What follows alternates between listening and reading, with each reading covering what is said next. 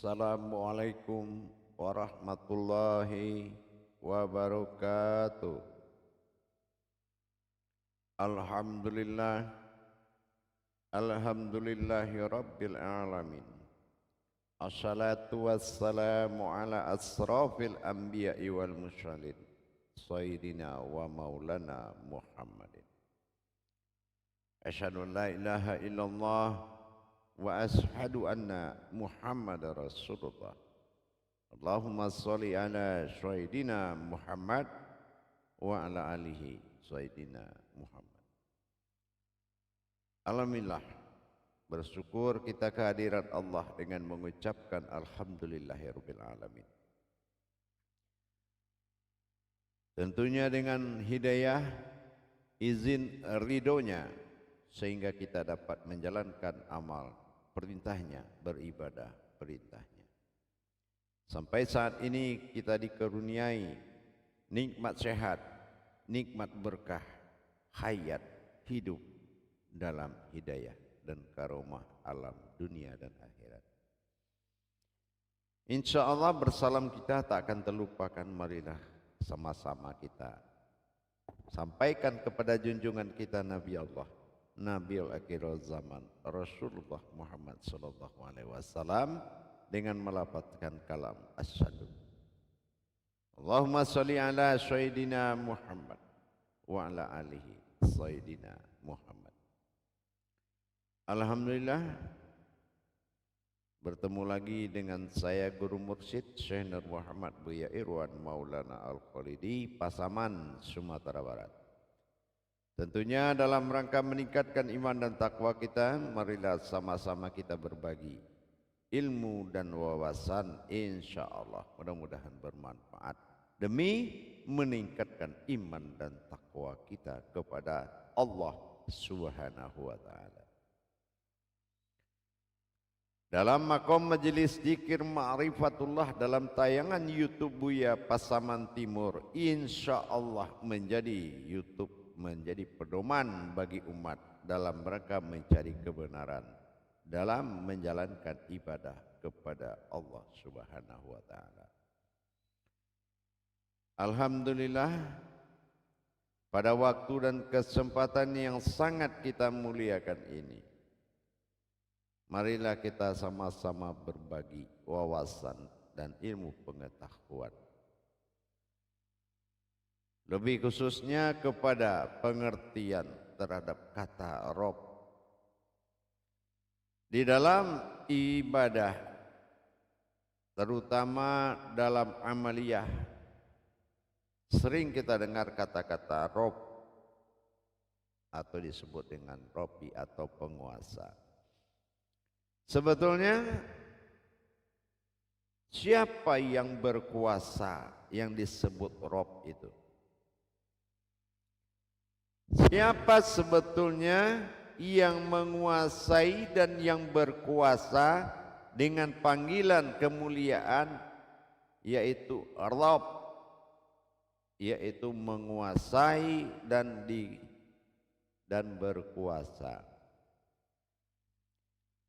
Kita lihat dari kajian sifat-sifat Allah pada diri kita. Kita pedomani kepada surat Al-An'am ayat 165, yang mana di sana ditekankan kepada sebuah wujudnya Allah untuk berkuasa dan menguasai, yang akan dibekali derajat yang sangat tinggi. Ini yang dikatakan Rob. Apakah kita turun ke muka bumi dalam menguasai, atau sebaliknya kita dikuasai? Inilah yang harus dipastikan. Apakah kodrat Rob itu sudah nyata pada diri, dan kenyataan Rob itu adalah diri? Qul a'udzu birab bin nas. Sudahkah kita melihat dengan nyata bahwasan yang Rabb itu adalah nas, Nasnya siapa? An-nasu arullahu, yaitu kemanusiaan yang berwujud pada sifat Tuhan, yaitu dikatakan sebuah hayatullah, sebuah hidupnya Allah yang menguasai kehidupan. Hidupnya Allah adalah yang berasal dari yang menghidupkan. Qayyumnya Allah, qayyum, bukan berasal dari langit dan bumi. Hidupnya Allah dan memiliki kehidupan, yaitu kehidupan yang berasal dari Allah. Ini dinamakan hayat, hayyun, qayyum. Itu yang dikatakan Rabb. Tapi apabila memang kita gagal di dalam menjalankan kekuasaan dan berkuasa untuk tujuan pertama mentertibkan segala makhluk, alam, umat, menjadi pimpinan dari segala yang hayat, segala yang wujud, segala yang hidup, alam. Ini tujuan berkuasa dan menjalankan kekuasaan siapa? Kekuasaanku, kekuasaan aku yang ingin menjadi Allah. Tapi apakah kenyataan sampai di bumi, di alam dunia, keanekaragaman yang dia lihat, cipta rasa yang berbeda yang dia nikmati, akhirnya dia dikuasai sehingga masuk ke dalam peraturan-peraturan kehidupan. Apa peraturan kehidupan? Tidak enak miskin lebih enak kaya, tidak enak bodoh lebih enak pintar. Dibalik, biarlah bodoh asal kaya, biar enggak sekolah asal pintar. Inilah orang yang menghalalkan, karena dia sudah masuk ke dalam kekuasaan insaniyah, insani, sehingga insanunya jadi lemah.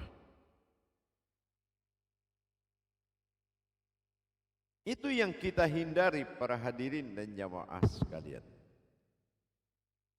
Rabb adalah binas, wujudnya manusia, batinnya manusia, batin Rabbnya itu. Artinya Rabb adalah batinnya Allah yang berkuasa, seperti yang pernah kita kaji di tayangan sebelum ini. Ini yang dikatakan Rabb. Karena dia kelamanan sudah lama merasakan di alam kehidupan, lupa akan kodrat yang hidup. Karena saking menikmati kehidupan, lupa siapa yang hidup. Ditambah lagi lupa kepada siapa yang menghidupkan.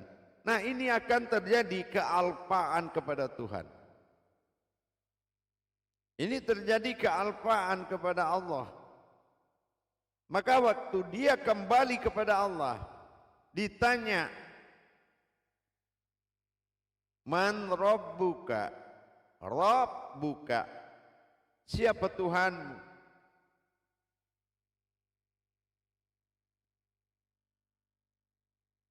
Itu menandakan siapa yang menguasaimu. Apakah kamu yang menguasai? Karena sesuai dengan perintah Allah dalam surat Al-An'am 165 tadi. Ketentuan Allah sangat cepat. Tidak akan menunggu kapan kamu sanggup menjadi kekuasaan dan berkuasa atas nama Allah. Karena dalil akal dan nafsumu akan melemahkan. Karena iblis lebih senang dan bahagia melihatmu dikuasai oleh dunia. Harusnya menjadi tuan dan bisa menjadi pembantu. Pembantu yang menjadi tuan, tuan menjadi pembantu. Inilah yang hidup menyembah kepada kehidupan.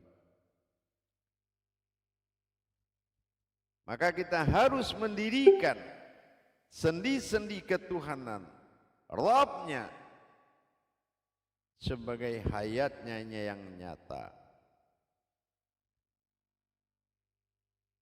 Menjalankan hayatnya Allah dan berkuasa Rabb. Mari kita nikmati dengan surat tentang diri kita. Qul a'udzu birabbin nas. Bagaimana kita mengamalkan surat itu menjadi suatu kekuasaan yang kita saksikan bahwa kita sudah dikuasai dan kitalah yang akan menguasai semuanya, karena kita adalah sebuah wujud yang diperintahkan mengurus alam dan makhluk di muka bumi dengan kodrat khalifatullah. Dengan demikian tercapailah tujuan dan maksud perjalanan batin menuju alam nyata, dikatakan alam insan. Kalau menjadi alam insan, menempuh alam insan, kodrat ketujuh dari tajalli wahadah hadiah dan wahadah ini adalah menyatakan ketuhanannya pada masa insan. Maka dalam masa insan inilah kita harus tetap menjadi insannya Allah dengan insanunya. Jangan kita berpindah kepada insani dan insaniyah. Karena apa? Karena kita bukan sebuah kehidupan. Kita adalah hidup kodratnya Allah dalam wujudullah. Kalau kita terlihat maujudnya maujudullah. Kalau kita ada bukan dilahirkan tetapi wujudullah. Wujudullah, wujudullah, maujudullah. Inilah Rabb. Mari kita jalani dan kita kaji dan kita pahami. Bagaimana supaya betul-betul yang kita sampaikan ini adalah kodratnya semata. La maujudun illallah. Dengan demikian selalulah mengingat masa lalu, karena masa lalu kita adalah Tuhan asal mula diri jadi. Awalul wajibin alal insani huwa mafifatul illahi biizdiqani. Pertama-tama yang wajib bagi umatku adalah mengenal aku dengan seyakin-yakinnya. Baru dia memiliki pengenalan agama. Awaludin ma'rifatullah. Terakhir pada hayat alif ketiga. Awalul wa'lal fil akhirun. Di mana kamu berawal, di situ kamu berakhir. Insya Allah. Alhamdulillah akhirul kalam. Mudah-mudahan semua kalam ini bisa menjadi pedoman dan bisa bermanfaat. Wabillahi taufiq wal hidayah. Wassalamualaikum warahmatullahi wabarakatuh.